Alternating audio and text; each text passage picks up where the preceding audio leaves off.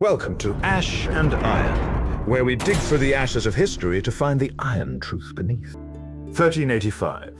The Cathedral of Coimbra in Portugal. A warrior monk sworn to celibacy walks down the aisle to be crowned king. João, master of the Order of Aviz, is breaking every monastic vow he ever took. Poverty, chastity, obedience, all abandoned for a crown. The Pope is furious, but João does not care.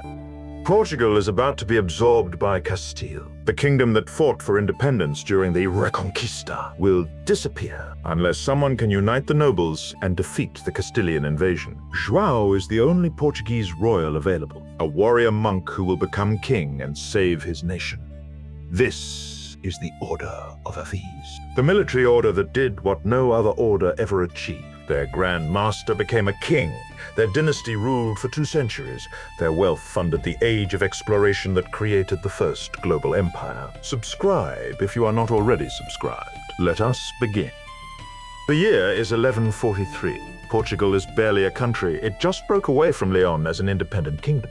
King Afonso Henriques rules the north, Muslim forces control the south, and the Portuguese Reconquista is about to begin. Afonso needs soldiers. The Templars and Hospitallers are already operating in Portugal, but they answer to international grand masters. Afonso wants a military order loyal to Portugal alone. Warriors who fight for Portuguese interests, not foreign commands. So he invites the Order of Calatrava to establish a Portuguese branch in his new kingdom. By 1146, the new order is founded. Initially based in Évora in southern Portugal near the Muslim frontier, but they soon moved their headquarters to the fortress of Aviz, deep in the Alentejo region. The Order of Aviz is born. They wear the same white habits as Calatrava, but their cross is green instead of red. Green for hope, green for life, green for the new kingdom they are helping to build through conquest and blood. They are warrior monks sworn to poverty, chastity, obedience. Their mission is clear. Fight the Moors, conquer the south, walk into a border fortress in 1200. You see knights in white habits with green crosses standing watch on stone walls overlooking Muslim territory. They have been here for decades, holding this line, raiding south, dying in small skirmishes nobody remembers. The fortress of Aviz sits deep in the Alentejo region, surrounded by hostile territory. Every night, Muslim raiders probe the defenses. Every week, the Order of Aviz sends patrols into enemy lands, burning villages and capturing livestock. It is brutal, grinding, unglamorous warfare, the kind that builds kingdoms one bloody mile at a time. In 1217, they fight at the siege of Alcácer do Sal in one of the most brutal campaigns of the Portuguese Reconquista. A fleet of northern crusaders sails up the Sado River while Portuguese forces march overland. 20,000 soldiers converging on a heavily fortified Muslim stronghold. The siege lasts 2 months. Muslim defenders hold the walls desperately. The Order of Aviz batters the gates with siege equipment, trebuchets, battering rams. Men die by the hundreds on both sides. Starvation, disease, combat. The siege becomes a grinding war of attrition under the August heat. Finally, on October 18th, the city falls. The Christians storm through the gates. Alcácer do Sal becomes a Christian stronghold. Another fortress captured. Another step south in the Portuguese Reconquista. By 1249, King Afonso III captures the Algarve. The southernmost region of Portugal finally falls. The Portuguese Reconquista is complete. Portugal's borders are established from north to south. The Moors are gone, and the Order of Aviz no longer has an enemy to fight. So they adapt. Knights who once charged into battle now sit in manor houses collecting rents from tenant farmers. The fortress of Aviz transforms from a military headquarters into an administrative center, managing vast estates across Portugal. The order owns towns, collects taxes, sits on royal councils advising the king on matters of state. They are no longer warriors. They are landlords, politicians, power brokers, one of the wealthiest institutions in the Portuguese kingdom. And they are waiting for their moment to change Portuguese history forever.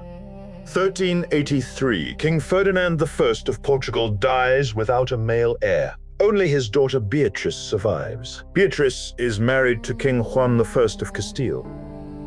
if she inherits Portugal, will be absorbed into Castile. Portuguese independence will end. Everything Portugal fought for during the Reconquista, gone in a single succession. The Portuguese nobles panic. They need a king with royal blood, someone the people will accept as legitimate, someone who can fight Castile and preserve Portuguese independence against the larger, more powerful neighboring kingdom.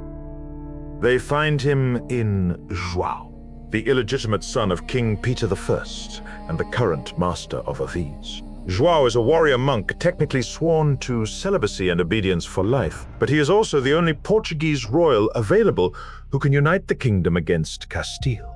The nobles approach him with an offer that will change history.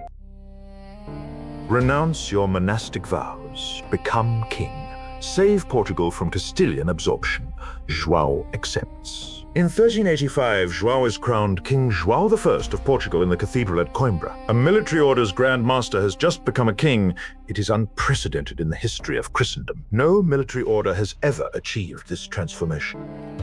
The Pope is furious. João has broken sacred monastic vows, celibacy, poverty, obedience, or abandoned for a crown. But João does not care about papal anger. He has a kingdom to save from invasion. Castile invades immediately. King Juan I assembles a massive army to crush the Portuguese rebellion and claim the throne. In August 1385, the two armies meet at the Battle of Aljubarrota, on a plain south of Leiria. The Castilians outnumber the Portuguese dramatically. Perhaps 20,000 Castilian soldiers against around 7,000 Portuguese defenders. João I commands the Portuguese forces personally, still a warrior monk at heart, fighting alongside his men in armor. The Portuguese choose their ground carefully, positioning themselves on a hill with a narrow front, forcing the Castilians uphill through difficult terrain. Nuno Álvares Pereira, the 25-year-old constable, has prepared the battlefield. Ditches dug, caltrops scattered, defensive positions fortified. The Castilian heavy cavalry charges uphill into the Portuguese lines, lances leveled, horses thundering. Tons of armored knights bearing down on a smaller defensive force, the Portuguese hold. English archers rain arrows into the advancing cavalry. Portuguese crossbowmen and pikemen brace their lines against the impact. The Castilian charge breaks against the Portuguese defensive positions. Knights fall from horses. Soldiers stumble back down the hill. The Castilians regroup and charge again and again. Each time the Portuguese defensive line holds firm. Hours of fighting, men hacking at each other in brutal hand-to-hand combat, the field becoming slick with blood under the August sun. Finally, the Castilian army collapses into rout. Thousands are killed in the pursuit as the Portuguese chase them down. Portuguese casualties around 1,000. Castilian losses around 4,000 dead, with 5,000 more prisoners.